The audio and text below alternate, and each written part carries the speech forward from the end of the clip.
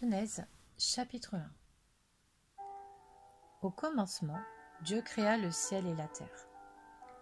La terre n'était que chaos et vide. Il y avait des ténèbres à la surface de l'abîme, et l'Esprit de Dieu planait au-dessus de l'eau. Dieu dit qu'il y ait de la lumière, et il y eut de la lumière. Dieu vit que la lumière était bonne, et il sépara la lumière des ténèbres. Dieu appela la lumière jour et les ténèbres nuit. Il y eut un soir et il y eut un matin. Ce fut le premier jour. Dieu dit qu'il y ait une étendue entre les eaux pour les séparer les unes des autres. Dieu fit l'étendue et sépara ainsi l'eau qui est au-dessous de l'étendue de celle qui est au-dessus. Cela se passa ainsi. Dieu appela l'étendue ciel. Il y eut un soir et il y eut un matin. Ce fut le deuxième jour. Dieu dit que les eaux qui sont au-dessous du ciel se rassemblent à un seul endroit et que le sec apparaisse. Et cela se passa ainsi.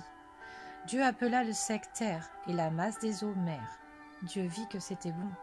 Puis Dieu dit que la terre produise de la verdure, de l'herbe à graines, des arbres fruitiers qui donnent du fruit selon leur espèce et qui contiennent leurs semences sur la terre. Et cela se passa ainsi.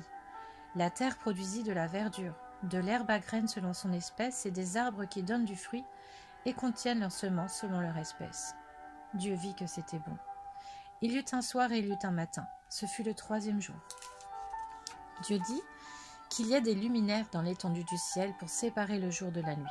Ils serviront de signes pour marquer les époques, les jours et les années, ainsi que de luminaires dans l'étendue du ciel pour éclairer la terre. Et cela se passa ainsi. Dieu fit les deux grands luminaires, le plus grand pour présider au jour et le plus petit pour présider à la nuit. Il fit aussi les étoiles. Dieu les plaça dans l'étendue du ciel pour éclairer la terre, pour dominer sur le jour et la nuit, et pour séparer la lumière des ténèbres. Dieu vit que c'était bon. Il y eut un soir et il y eut un matin. Ce fut le quatrième jour. Dieu dit que l'eau pullule d'animaux vivants, et que des oiseaux volent dans le ciel au-dessus de la terre. Dieu créa les grands poissons et tous les animaux vivants capables de se déplacer. L'eau en pullula selon leur espèce. Il créa aussi tous les oiseaux selon leur espèce. Dieu vit que c'était bon.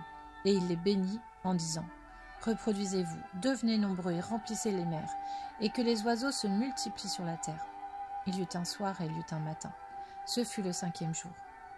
Dieu dit que la terre produise des animaux vivants selon leur espèce, du bétail, des reptiles et des animaux terrestres selon leur espèce. Et cela se passa ainsi. Dieu fit les animaux terrestres selon leur espèce, le bétail selon son espèce et tous les reptiles de la terre selon leur espèce. Dieu vit que c'était bon. Puis Dieu dit, faisons l'homme à notre image, à notre ressemblance, qu'il domine sur les poissons de la mer, sur les oiseaux du ciel, sur le bétail, sur toute la terre et sur tous les reptiles qui rampent sur la terre. Dieu créa l'homme à son image, il le créa à l'image de Dieu. Il créa l'homme et la femme. Dieu les bénit et leur dit, reproduisez-vous, devenez nombreux, remplissez la terre et soumettez-la. Dominez sur les poissons de la mer, sur les oiseaux du ciel et sur tout animal qui se déplace sur la terre. Dieu dit aussi, je vous donne toute herbe à graines sur toute la surface de la terre, ainsi que tout arbre portant des fruits avec pépins ou noyaux. Ce sera votre nourriture. À tout animal de la terre, à tout oiseau du ciel et à tout ce qui se déplace sur la terre, à ce qui est animé de vie, je donne toute herbe verte pour nourriture. Et cela se passa ainsi. Dieu regarda tout ce qu'il avait fait et il constata que c'était très bon. Il y eut un soir et il y eut un matin. Ce fut le sixième jour. Chapitre 2, versets 1 à 3. C'est ainsi que furent terminés le ciel et la terre et toute leur armée. Le septième jour, Dieu mit un terme à son travail de création. Il se reposa de toute son activité le septième jour.